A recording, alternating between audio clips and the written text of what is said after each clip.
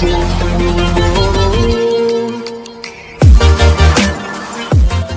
service. So, customer service is when you have customers, of course, and you're trying to make your customers as comfortable and happy as possible. You're also trying to meet their needs, expectations, and solve any problems or situations that might have. So, customer service is a huge category. There are many different jobs for your customer service. If you work in a hotel, for example, as a clerk, in the lobby, as a bellhop, you will be using customer service. If you work at a restaurant, as a server, you will be using customer service. If you're the manager of a store, you will be using customer service. If you work in a business or even in a hospital, you'll be using customer service. So pretty much, anytime you're dealing with people, from the public and their customers, and you're trying to help them, you're doing customer Product development process. Planning or product development are about decision making involved in creating this service, these good ideas. So all the aspect of development that we need to recognize is what we will cover next in the stage of product development. So a new product are created because consumer needs or what them there's a gap in the current market. The world doesn't have a product that exists that will satisfy those needs or those wants. Idea generation. So the first stage is all about idea generation. What ideas do you have? What new products do you think could be successful? Will these new products be invention or innovation? Whether or not they are invention or innovation are because some point someone generated these ideas and idea to produce a product or service that is not currently available. This first stage so that idea or flying car, the idea on iPad or tablet device, the idea that you can play video games without using controller. All of these amazing ideas started at this first stage. The second stage is all about screening the idea. The very simple fact in that not all ideas are good ones. Case in point, new research say that if you want to find out more about that, Heinzen decided at one point that they wanted to make the ketchup green and blue and the other colors. Not great ideas, therefore marketers need to test consumer reaction to their idea before they continue. Concept development. The third stage is concept development.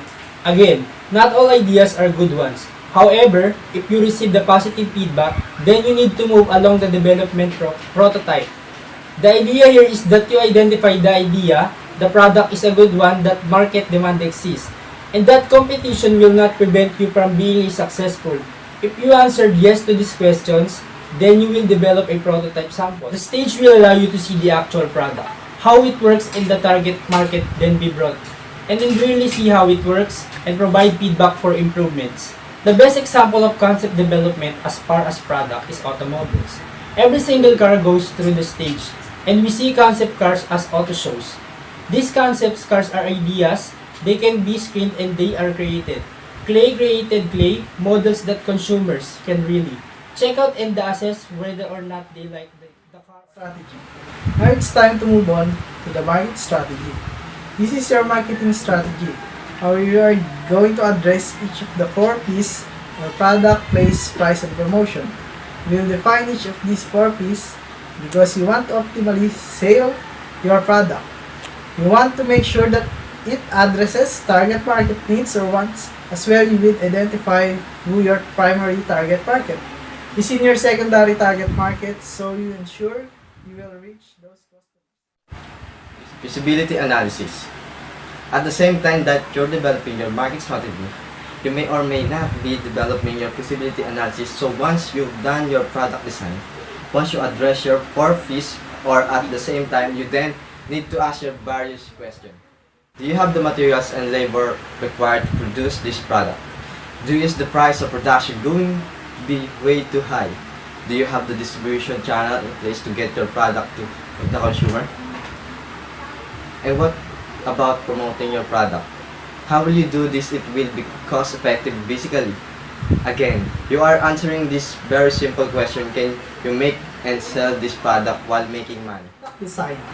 Doing so again at the same time that you're doing your feasibility analysis and your market study. You're designing your product and continuously adding the consumer's feedback and the feasibility analysis questions. And the answer to those questions into your product design, you're incorporating all this information. What will the product look like? The design will depend on what it does as well, what the target market wants, so you can just make a product that is just simply functional.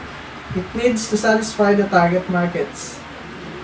And so once you've addressed your 4Ps, you continuously to revisit the feasible and you continuously addresses the process.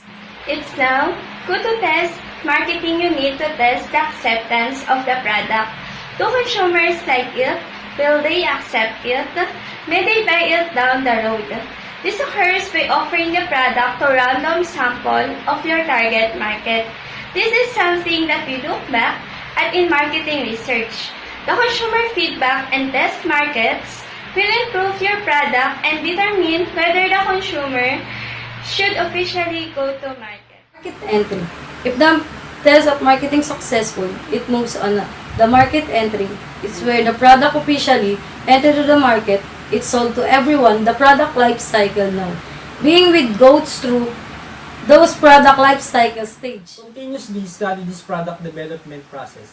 So this brings us to our end. What makes a successful product? Think about the 8 stages. What do you think will determine whether or not a product will be successful? What activities are involved with this idea screening?